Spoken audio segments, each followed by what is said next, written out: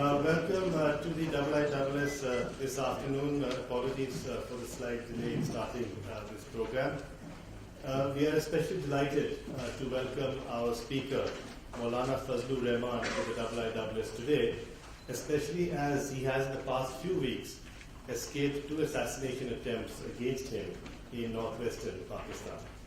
Maulana Rahman is the Amir or the chief of the most influential religious party in mainstream politics in Pakistan, the Jamiat Islam Fazl, Islamic party of religious leaders. He is also a member of the National Assembly of Pakistan, where he is currently the chairman of its Parliamentary Kashmir Committee, having earlier been the chairman of the Foreign Affairs Committee. He has been a strong contender in the past for the Prime Ministership of Pakistan, and till recently his party was a member of the current ruling coalition government of Prime Minister Yusuf Raza Gilani. Maulana Fazlur Rahman exerts considerable influence in Khyber Pakhtunkhwa, the former northwest frontier province of Pakistan, and the predominantly Pashtun areas of the tribal border area of Pakistan, key regions for success in the war in Afghanistan. He is also no stranger to controversy within Pakistan or the wider region. In Pakistan, he is considered to be one of the staunchest critics of Pakistan's alliance with the United States and has been critical of both Presidents Musharraf and Zardari in this respect. He has been an outspoken opponent of the US-led war in Afghanistan and a vocal proponent of the Afghan Taliban. He has long advocated the separation of the Taliban from Al-Qaeda in order to work towards a political deal with the Afghan Taliban in Afghanistan. At the same time, he also reportedly opposes any military action against the Pakistan Taliban in North Waziristan. In India, he has also reportedly mediated between opposing factions in his Deoband religious school. All these issues, I suspect, will be raised today at Maulana Fazlur Rahman's first major address on South Asian political and security issues in the UK, titled Peace in South Asia. But before I request Maulana Fazlur to speak, I would like to introduce Professor Qibla Ayaz from Peshawar University to briefly say a few words and serve as an interpreter to Maulana Fazlur Rahman's address at the IISS today. Thank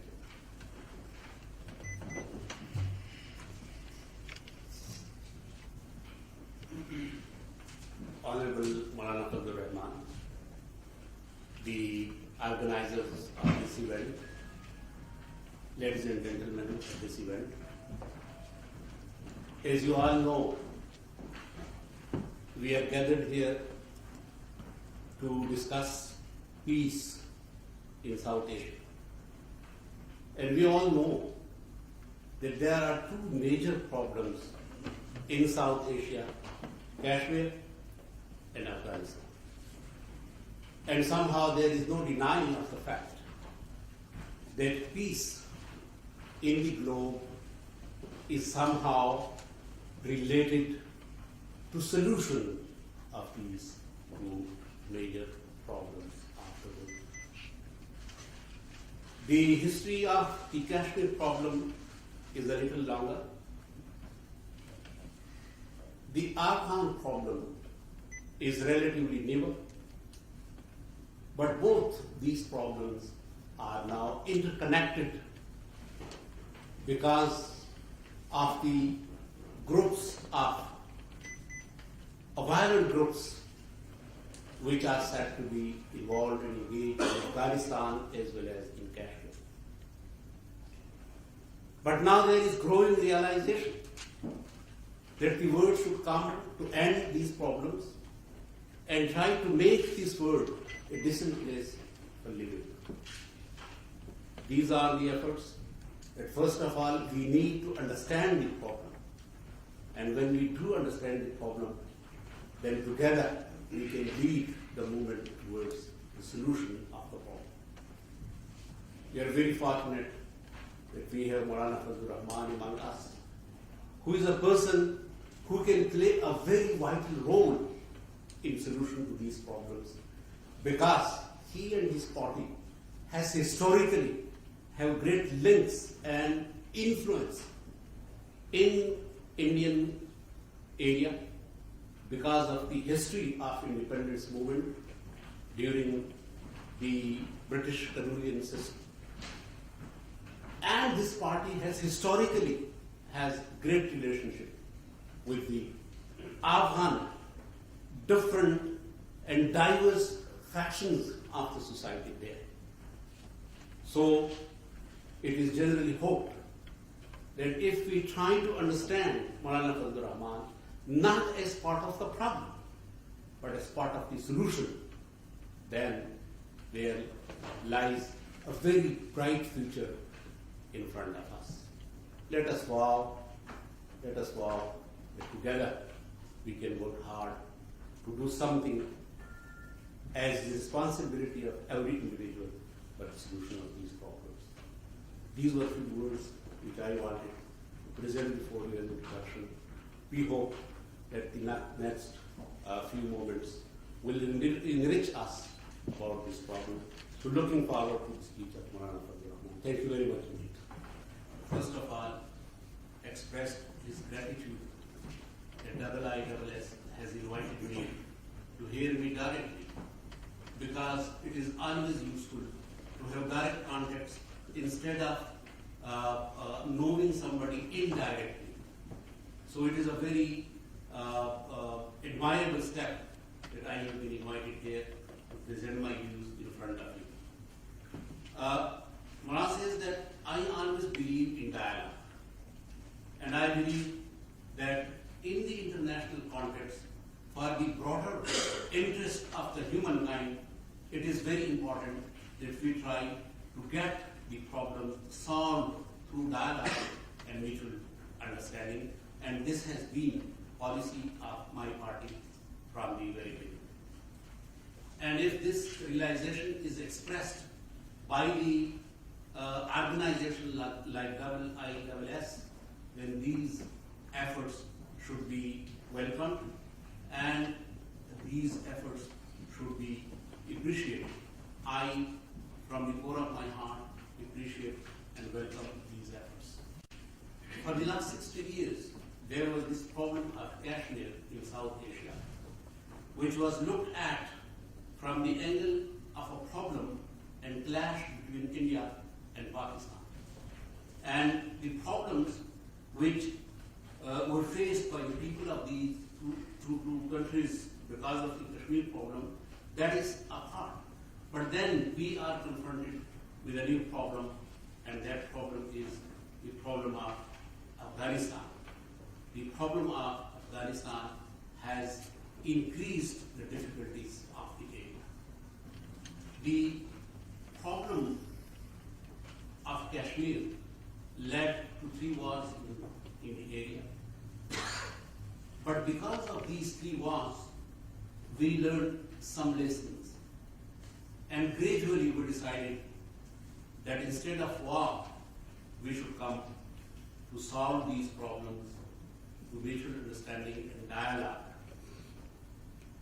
But while we were learning these experiences, we started confronting the Afghan problem, and then the world started trying to solve this problem of Afghanistan through war. It means that instead of learning from the experience of Kashmir, which had brought us towards dialogue, we did not learn from that experience, and we started solving the problem through war in Afghanistan.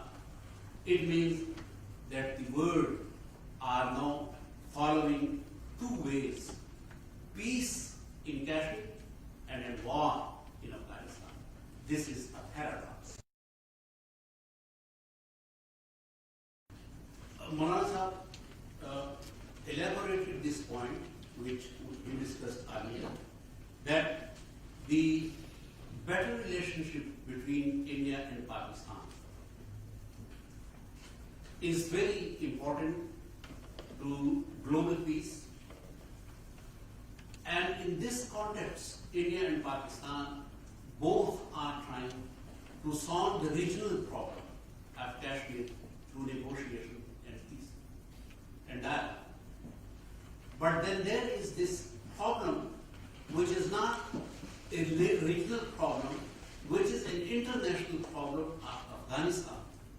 But in that problem, they both consider that use of force is important and is needed for the solution of this problem.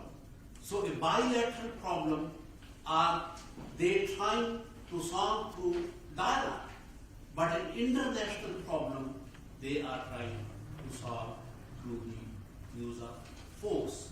We have to address this paradox existing in the viewpoints of these countries. Despite the fact that America considers Pakistan a strategic partner, and because of this, that Pakistan and America are strategic partners, the situation has a great impact on Pakistani situation, but then Pakistan has its internal dynamics as well. Like for example, the FATA, the tribal belt of Pakistan, has very close relationship, family ties with the people in Afghanistan. Now, because of the internal requirements, the indigenous requirements of Pakistan, and the global requirements of the world, particularly America and NATO, sometimes these interests do clash between Pakistan and the rest of the country. That actually leads to something very intricate. On one hand, America praises Pakistan's sacrifices. America says that we cannot win this war without the support of Pakistan. But on the other side, America sometimes tells Pakistan that you are befriending the Taliban, you have some sort of internal relationship with the Taliban, and you need to do more. This is actually has confronted Pakistan with a great problem, because if you do not consider Pakistan a sovereign country and you do not appreciate the internal problems and internal needs of Pakistan, then of course friendship with mutual confidence and trust cannot last. Parliament is the supreme body of the country. Now, if one government makes a treaty with another government, that treaty is not a treaty of a political party with another political party, but that is a treaty of the state, of one state with another. This is something which has been generally accepted throughout the civilized world. That is why when there are resolutions of the UN on Kashmir, or for example there is Shimla Accord between India and Pakistan, these things never came for discussion or reconsideration in the Pakistani parliament. But as far as the war on terror is concerned, this problem did come once again for discussion in the Pakistani parliament, and the Pakistani parliament unanimously decided that it should be revisited, it should be reconsidered, and Pakistan should gradually try to withdraw from the old policy. But Pakistan is finding it hard to withdraw from the old policy because of the international pressure. Now this means that international forces are not paying due respect to the Pakistani parliament, which according to the Pakistani constitution is the supreme body of the country. After 9/11, there was this war, which is generally termed as the war on terror. Throughout the world, this war was called war on terror, and now on the lips of every person in all channels of the world, this war has been called a war on terror. It is for the first time that IISS has invited a person who from the very beginning has said that this is not a war on terror. Instead, this is a war of a country which is trying to be a unipolar power and which would like to grab the resources of this area, including Central Asia and the Arab countries, to use for their own ends, and to bring the area as well as the surrounding countries and region under its influence. Now, if we go back to the incursion of Soviet Union against Afghanistan, this was said by the whole world, by the whole free world, led by America, that this is a war of Soviet Union to grab the resources of the area, and Russia was trying to get hold of the warm water.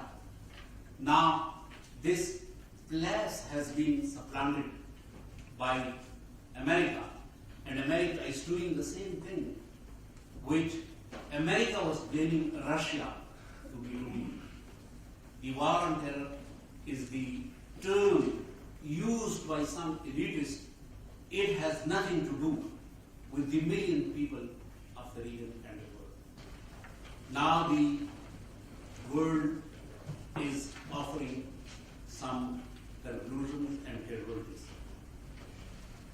And the casualties are in consonance with the fears that we had expressed from the very beginning. And our viewpoint was that problems cannot be solved through wars, because 21st century is the century of knowledge, dialogue, human rights, mutual understanding. And we have said at a very early stage that we have the resources, but we do not have the high technology. And you have the high technology.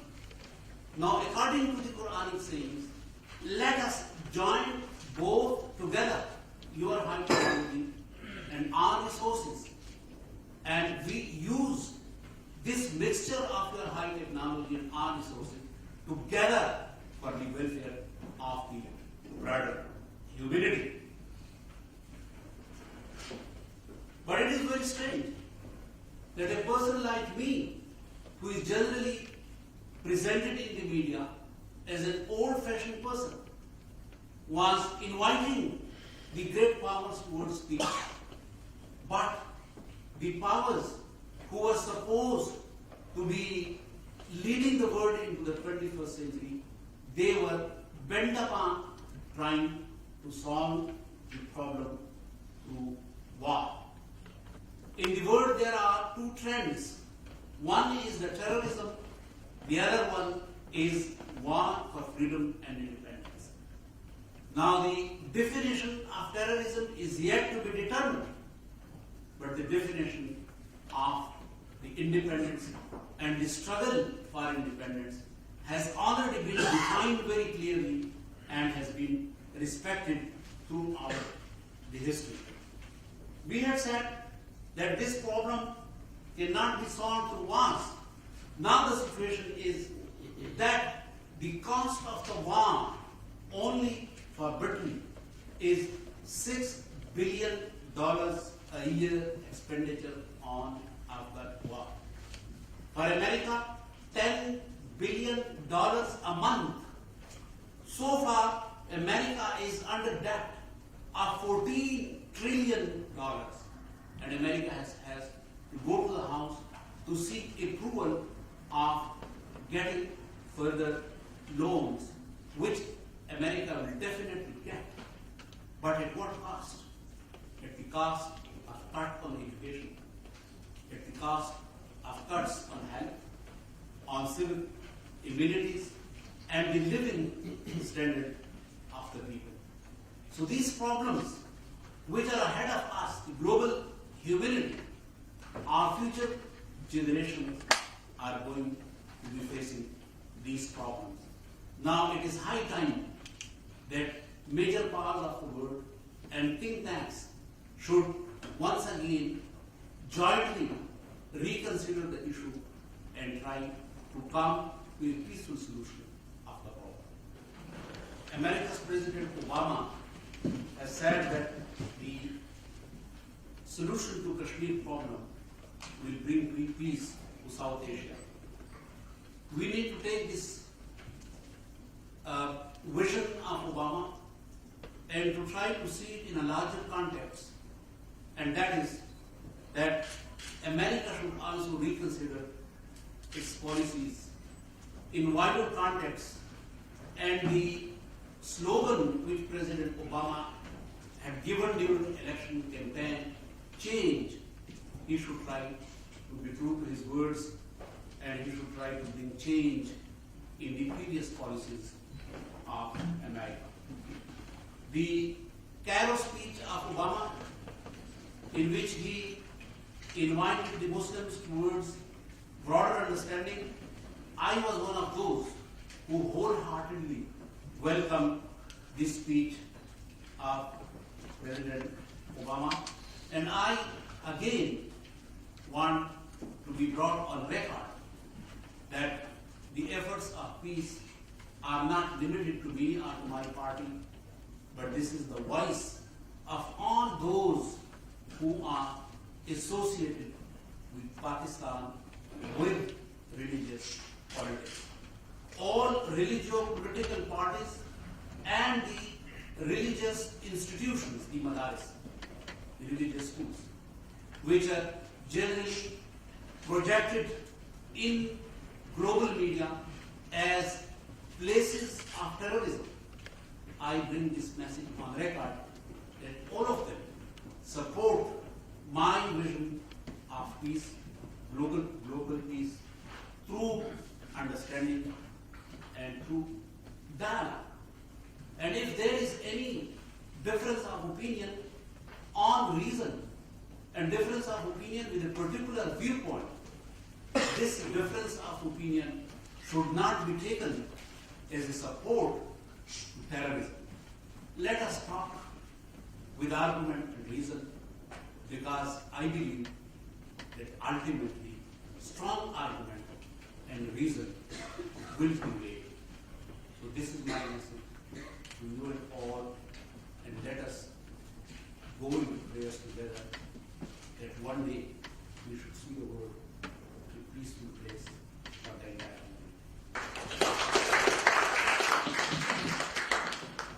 Thank you very much. That has been a very wide-ranging, deep set of comments and perspectives. I think the message is one that addresses of peace and dialogue, and Maulana Fazlur Rahman has talked about it in terms of both the bilateral dialogue between India and Pakistan over Kashmir and a search for peace in a multilateral framework in terms of Afghanistan. I want to start the discussion by asking one question on this basis of this issue of peace and dialogue in terms of Afghanistan, and that is that where we have seen in the last few weeks and months a search, an early search for a sort of a peaceful dialogue with the Taliban, the limits of the Taliban in Afghanistan by President Karzai, which Maulana Fazlur Rahman had mentioned, the High Peace Council and others. My question to you, sir, is to what extent do you think this search for a peaceful dialogue is reciprocated by the Afghan Taliban and the leadership of the Afghan Taliban? And I'll be looking for people who have asked questions. Please get started. The question of Right Chaudhry, that there are peace efforts, but what is the response of the Taliban? Maulana Sahib said that as far as my party is concerned, we have no direct links, of course, with the Taliban, but I attended a meeting organized by the East-West Institute at Abu Dhabi. And in that meeting, there were Afghan delegations, including Burhanuddin Rabbani, who is the head of the Peace Commission. And there were some very influential policymakers from Pakistan. And they were considering all these efforts, how to come towards peace and how to engage a Muslim country which has respect with the Taliban as well as with the West, America, and then trying to bring both on table. But my question was that you are considering peace efforts, but do you have any direct contact with the Taliban? And they said that so far we have not managed to meet any powerful or any person who can give us a nod for peace from amongst the Taliban. We have not met any. So if those who are trying to do these efforts, if they have not managed to get the response of the Taliban, I am at this stage in no position to say that we know what is the response of the Taliban. Thank you. I'm going to take two questions. Then, yes, please. My name is Sarwar. I am the editor of Nation newspaper in London. Maulana Sahab, आपसे कुछ सवाल. Assalamu alaikum, Maulana Sahab. My name is Shazadi Beg. I'm a member of the Institute. Two short questions. One is that you say that your party has no direct links with the Afghan Taliban, but is your party, given its history, not in a clear position, perhaps better than many other parties, to be able to influence the Tehreek-e-Taliban Pakistan, possibly also Sirajuddin Haqqani, and maybe working with people like Maulvi Nazir and Gul Bahadur? Second question is that the constitutional package that the government announced last year for Balochistan has remained unimplemented. There is significant instability now in Balochistan and alarming rise of targeted killings. What steps do you think can be taken urgently to restore the rule of law in Balochistan? When Parliament has passed a resolution, then we should see, and the nation should see, concrete steps towards gradual withdrawal from the old policy. But then Maulana Sahib says that yes, sometimes there are desires, but then there are problems to fulfill those desires. Pakistan has some internal problems because of which we are facing it difficult, but with continuous efforts, we hope that it will happen. As far as the second problem, the question was about the Kashmir problem, that what has been the obstacles in solving the problem of Kashmir. Maulana Sahib replied that we have passed through a long history of trying to get the problem solved, but now it is growing realization, and particularly on the part of Pakistan, because Pakistan cannot afford to be in a situation of war, because of this problem, we have the problem of trade deficit, we have the problem in import and export. Like because of Kashmir, we cannot have a relationship and trade relationship with India and many other countries. Afghan problem, we cannot have access to the Central Asian markets. And then, if we have got any relationship of trade with the developed world, that is based on imports and not on exports. And these are things which has made this problem very important for Pakistan, and it is the desire of Pakistan, particularly in the present situation, that this problem should be solved. If we fail to solve this problem, this will be a cause of disappointment and disillusionment of the Kashmiris. And then the Kashmiris might take a course which will be harmful to India and Pakistan both. So I think that it is high time that this problem should be solved and solved immediately. Thank you. I'm going to take the last question. I know people will be disappointed, but there is an opportunity to meet Maulana afterwards. Murtaza Aisha.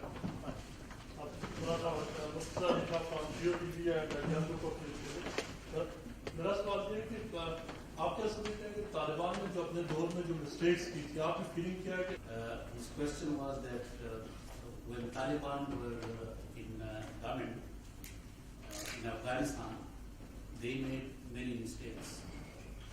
Do you think that now Taliban have learned from their mistakes and will they behave properly? And then Pashtuns is the people who have been greatly influenced and affected during this war between the Taliban and the world. So the sense of honor of the Pashtuns, will this make any headway towards any solution? The answer which Maulana Sahab gave was that Afghan culture is not a new culture, it is centuries old culture, and the whole world was appreciating this culture when the Afghans were at war against Russian occupation. But what happened all of a sudden when the war between the Afghans and the free world led by America started, then they started criticizing the Afghan behavior, particularly the Pashtuns.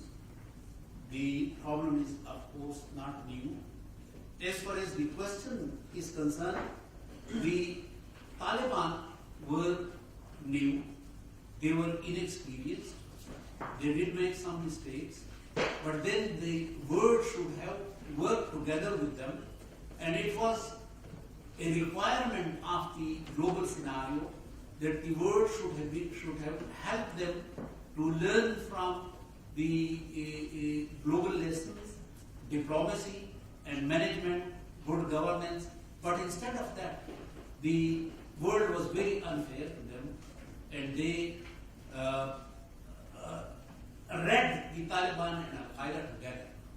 It is after a long experience that now the UN is trying to bring a separate resolution for Al-Qaeda and separate for Taliban.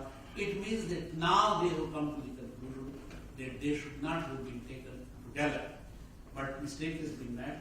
So this mistake needs to be rectified. And now America is trying to come to a peaceful solution. And they say that we cannot win this war, and they need a graceful way out. So this graceful way out and this viewpoint that they have come, they have come to this viewpoint after a long struggle, what we have been telling them from the very beginning. The Afghan and the Taliban, of course, the problems were there, but with the passage of time, people do learn. So they have definitely learned new lessons. Thank you very much. I'm going to end the formal session, but I'd like to thank very much Maulana Fazlur Rahman for coming to the IISS and speaking here. And I hope it will not be another 10 years before he returns.